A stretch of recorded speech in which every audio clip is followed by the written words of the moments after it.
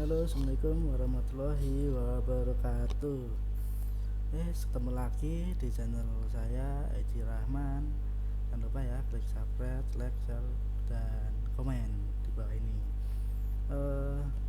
Kita melanjutkan materi sebelumnya yaitu tentang kompetensi inti dan kompetensi dasar pada penggunaan kelistrikan kendaraan ringan kelas 2. Kita langsung ke pembelajaran pada bab 1 teman 1, yaitu identifikasi komponen sistem kelistrikan bodi standar dan pengaman. Dengan tujuan siswa dapat menjelaskan kegunaan sistem penerangan, siswa dapat menjelaskan macam-macam lampu pijar. Yang ketiga, siswa dapat menjelaskan reflektor kaca bias. Yang keempat, siswa dapat menjelaskan aturan sinar lampu kepala, proyeksi sinar pada jalan raya, papan penyetel lampu kabut.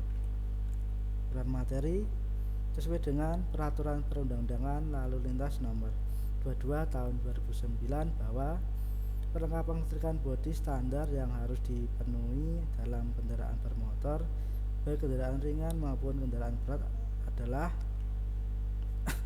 1. Perlengkapan kelistrikan bodi sistem penerangan. 2. Perlengkapan kelistrikan bodi sistem tanda, atau bisa tanda belok, tanda klakson, bunyi, dan sebagainya. Yang ketiga, perlengkapan kelistrikan bodi sistem penghapus kaca atau wiper.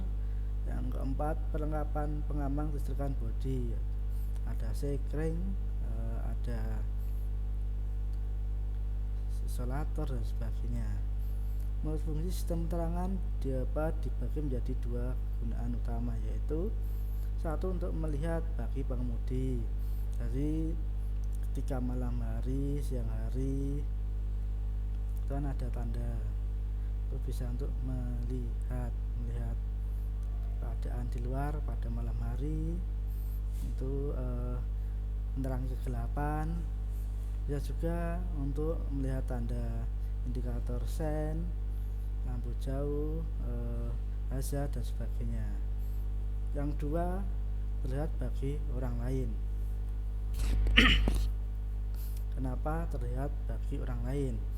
Kalau kita punya kendaraan tidak ada isyarat tanda, contohnya kendaraan black out atau hitam semua, malam hari ketika jalan kita nggak tahu, ada suara tapi nggak ada bendanya atau yang bergerak, kan menakutkan. Yaitu untuk menjadi tanda terlihat pada siang hari.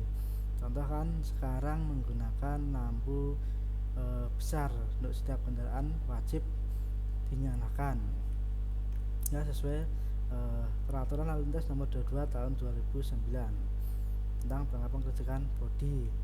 Jadi wajib, kalau nggak mau wajib silahkan, tidak apa-apa, nanti ketemu polisi pasti ditilang, atau pas ada tilangan dianggap pelanggaran. Yang kedua, terlihat pada malam hari. Nah ini tadi, kalau malam hari di keadaan gelap, kalau nggak pakai lampu otomatis jalan atau sekitar kita pasti gelap gulita. Kita nggak tahu itu ada lubang, ada sungai, ada anjing, ada kucing, ada manusia tidur di situ. Makanya penerangan wajib. Nah, apalagi bagi orang yang lewat atau pengendara lewat, sampingnya ada yang jalan cepat, siapa yang tahu itu. Nah, berikutnya untuk melihat pengemudi. Jadi bagi pengemudi, yang pertama, lama lampu jauh dengan daya 60 watt, putih atau kuning, jangan sampai pakai merah, biru, atau warna-warni ya, kasihan di depannya. Posisi di depan atau muka itu biasanya jumlah maksimal ketentuannya 4, lebih boleh tapi maksimal 4, minimal 2, jangan 1, nanti dianggap engkol, bus engkel. Kegunaannya untuk penerangan jalan, lampu dekat 55 watt, putih atau kuning depan, posisi depan atau muka, maksimal 2, minimal 2. Untuk penerangan kendaraan yang persimpangan, lampu panel 3 watt putih, posisi di dalam ruangan atau kabin. Untuk jumlah bebas, bisa banyak bisa dikit, kadang untuk variasi interior bisa lampu disco dan sebagainya. Penerangan panel kabin. Yang keempat, lampu mundur 23 watt putih, maksimal 2, minimal 1, panel mundur. Ini lampu mundur bukan lampu rem. Ya, nomor 5, lampu bleed 55 watt putih atau kuning, posisi muka, maksimal 2, minimal 0, bisa tidak dipakai, syarat pengganti klakson. Lampu tambahan 55 watt putih, posisi muka, maksimal 2, minimal tidak dipakai tidak apa-apa, menambah terang lampu jauh. Lampu kabut 55 watt kuning, posisi muka, maksimal 2, minimal putih. Sama, ini untuk nanti lampu jauh, menambah terang lampu jauh. Terus juga penerangan lampu waktu kabut dalam keadaan berkabut, contoh di pegunungan. Lampu bagasi 5 atau 10 watt putih dalam bagasi, untuk penerangan bagasi. Kemudian bagi terlihat orang lain atau orang lain bisa melihat kendaraan kita, contoh lampu tanda belok 23 watt oranye atau kuning, depan, belakang, jumlah 6, jumlah banyaknya 6, minimal 4, isyarat kendaraan akan belok ke kiri atau kanan. Lampu hazard bersama lampu tanda belok 23 watt oranye atau kuning, posisi muka atau belakang, maksimal 6, minimal 0. Isyarat ada kendaraan yang rusak dan ditarik, isyarat ada kendaraan macet di atas jalan. Lampu hazard itu lampu empat-empatnya ketika dihidup, lampu rating empat-empatnya ketika dihidupkan hidup semua, kelip. Lampu blitz, lampu ini untuk bersama lampu jauh 60 watt putih kuning, posisi muka bersama lampu jauh,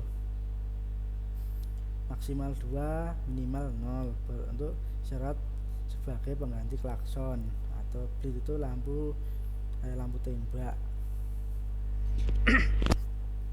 Lampu rem warna merah, jangan sampai putih, nanti dikira mau mundur.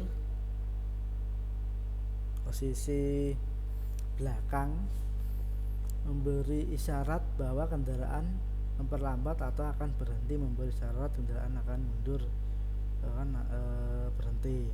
Ini lampu rem 21-3 watt merah, itu posisinya di belakang bukan depan. Lampu mundur 23 watt putih, jadi juga di belakang, memberi syarat kendaraan akan mundur. Yang terlihat pada malam hari, lampu kota 5 atau 10 watt oranye putih merah, bisa depan, belakang, jumlah 6, minimal 4, isyarat kendaraan akan belok. Lampu blitz 60 watt putih muka atau di depan, maksimal 2 minimal non. Lampu posisi 5 atau 10 watt putih muka tengah belakang 20 menjadi syarat pengganti klakson. Lampu posisi atau lampu darurat, lampu nomor 5 10 watt putih belakang jumlah 2 karena kalau 1 2 itu bisa depan belakang. Biasanya variasi warna-warni hijau, biru dan sebagainya. Semua kegunaan yang terlihat pada siang hari itu untuk mengetahui panjang, lebar dan tinggi kendaraan. Penerangan plat nomor yang ini tadi yang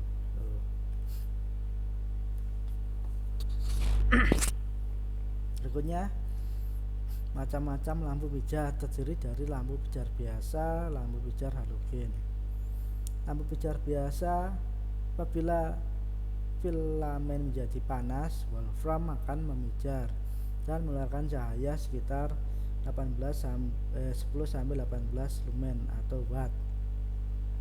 Supaya filamen tidak terbakar udara harus dikosongkan.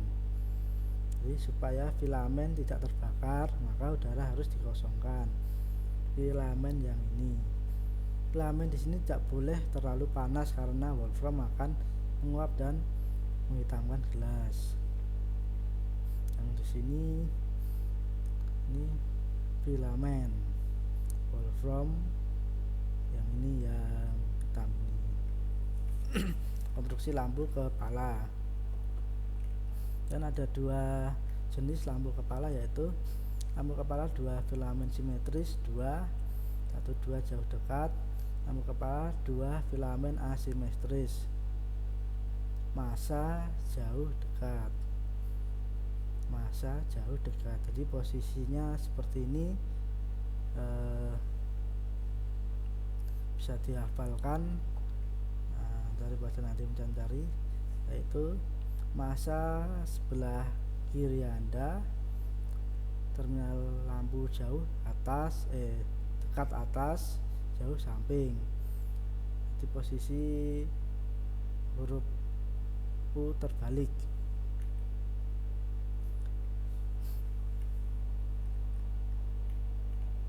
Lampu halogen, konstruksi lampu H4 itu seperti ini, ada kaca atau gelas kuarsa, filamen lampu dekat, filamen lampu jauh, isolator, spesifikasi fitting soket, terminal. Itu tadi. Kalau U yang sebelah kiri massa, atas dekat, yang kanan jauh. Massa atas dekat, yang kanan jauh. Fungsi lampu halogen. Lampu halogen menyala lebih terang daripada lampu pijar biasa karena filamen lebih panas. Akibat filamen yang lebih panas, wolfram akan menguap lebih cepat. Supaya uap wolfram tidak berkondensasi di atas gelas, maka lampu harus diisi dengan gas halogen. Gas halogen sendiri akan membantu supaya wolfram bisa kembali sendiri ke filamen. Jadi dalam lampu ini ada namanya gas halogen, atau biasa digunakan pada lampu TL panjang itu, atau lampu bunder, atau lampu jari-jari yang warna putih. Itu biasanya menggunakan halogen. Berbeda lagi dengan lampu LED, tidak perlu halogen karena dia langsung. Lampu halogen dengan spesifikasi tekanan gas 10 bar, ruang di dalam lampu harus kecil, ruangan yang kecil, tutup gelas menjadi lebih dekat dengan filamen, akibatnya gelas juga lebih panas. Tutup gelas lampu. Karena gelas juga akan menjadi lebih panas, maka gelas dibuat dari pasir kuarsa yang tahan terhadap temperatur tinggi. Gas halogen terbuat dari natrium bromida. Berikut jenis-jenis lampu halogen atau lampu silindris atau lampu silindris bayonet, tegangan 12 volt, daya 4 watt. Model seperti ini. Lampu tusuk 12 volt, daya 5 atau 3 watt, ya modelnya tusuk. Lampu bola bayonet 12 volt, 10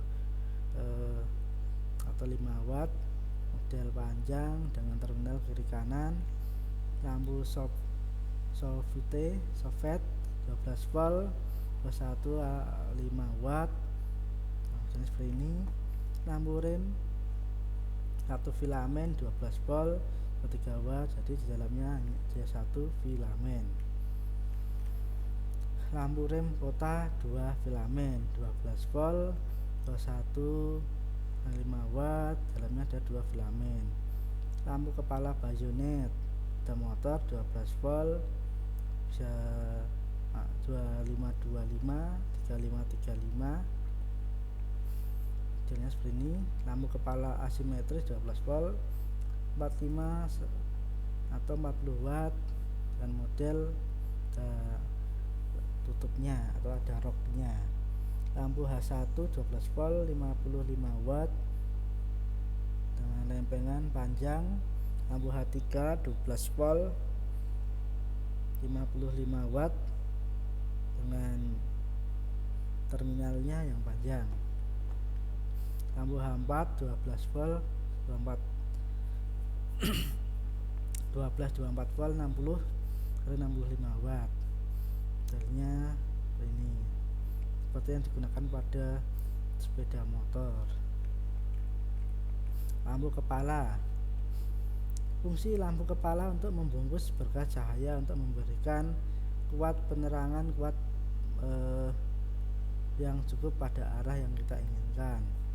Lampu kepala pada dasarnya bisa dibagi menjadi dua: lampu kepala pijar, lampu kepala dengan shield beam,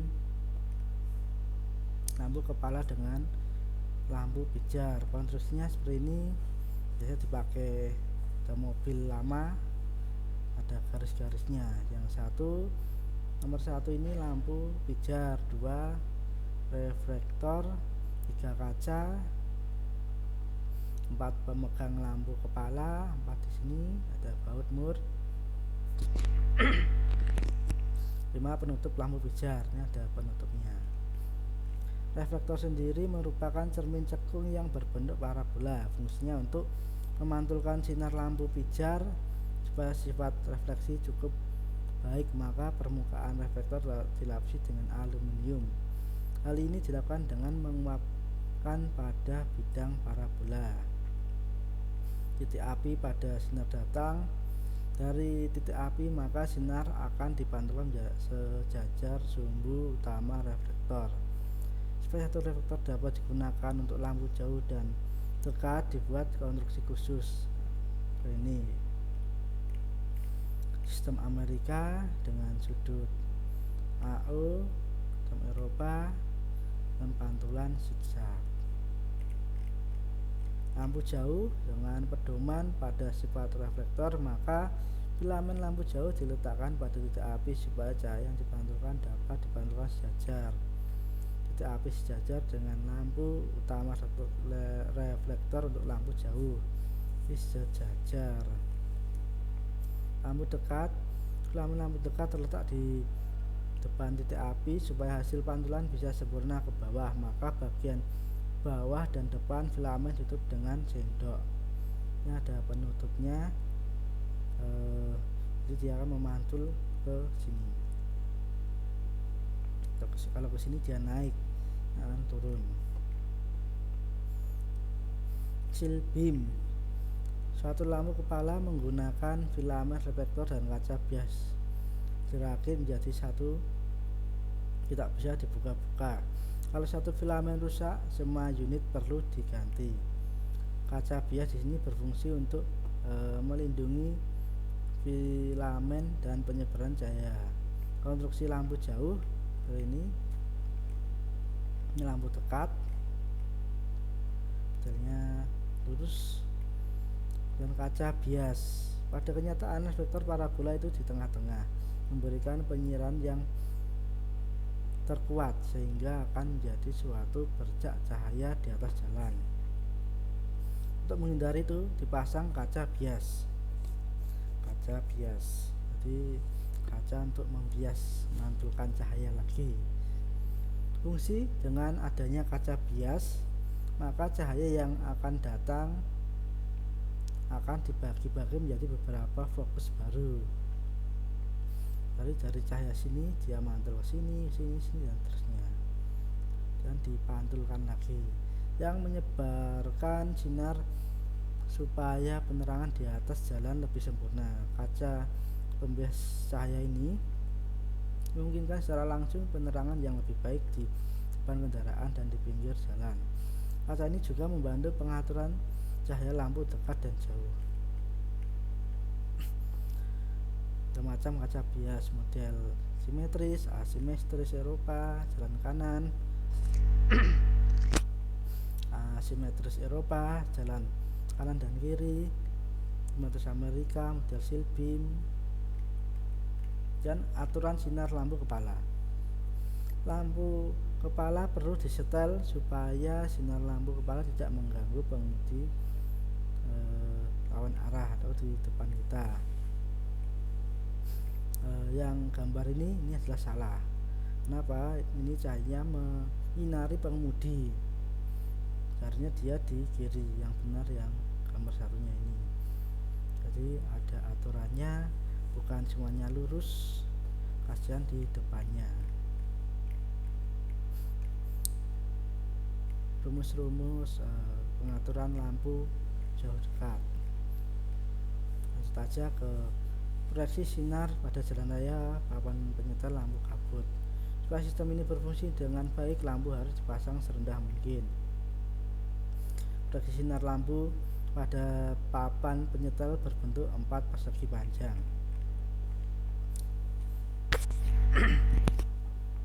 Lampu dekat simetris, kerugiannya pengemudi sopir melihat terlambat orang-orang atau sepeda yang berjalan di sebelah kiri. Sistem ini hanya ada pada mobil tua atau sepeda motor. Penyetelannya kiri kanan dilaksanakan dengan lampu jauh. Versi sinar lampu dekat asimetris Eropa, keuntungan pengemudi akan melihat orang-orang atau sepeda yang jalan di sebelah kiri lebih awal tanpa mengganggu mobil yang bersimpangan. Selanjutnya konstruksi sendok rudung lampu pijar asimetris. Untuk membentuk proyeksi sinar tersebut dibuat konstruksi sendok khusus dengan membentuk sudut 15 derajat pada sendok, maka akan dicapai suatu penerangan yang lebih jauh di bagian tepi jalur jalan bagian kiri. Dengan konstruksi filamen lampu dekat tutup filamen lampu jauh. Proyeksi sinar lampu dekat asimetris Amerika. Ini dia akan ke kiri dan posisi jalannya kiri. Selanjutnya proyeksi sinar lampu dekat asimetris Amerika.